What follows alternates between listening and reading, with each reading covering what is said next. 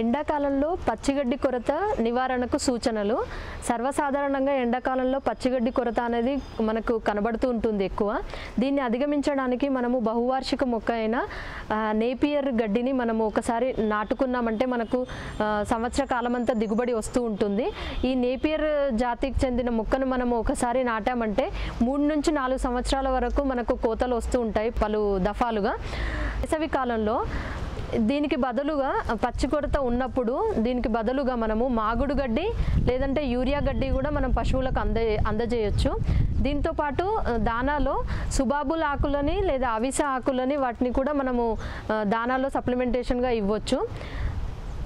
పశువులకి ఎండాకాలంలో రాత్రి వేళల్లో ఎండుగడ్డిని ఎక్కువగా మనం ఇస్తూ ఉండాలి.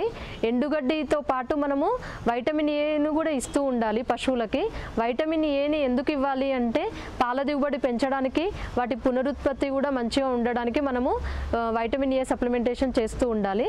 దీంతో పాటు ఎండాకాలంలో పశువులకి 30 నుంచి 40 గ్రాముల ఖనిజ లవణాల మిశ్రమాన్ని రోజు ఇస్తూ ఉండాలి దానాలో పశువులకి. వేసవి కాలంలో పశువులని ఉదయం 10 గంటల లోపు సాయంత్రం 4 గంటల తర్వాత మేపడానికి బయటికి తీసుకెళ్తూ ఉండాలి. వాటికి తగినన్ని తాగునీరు అందిస్తూ ఉండాలి.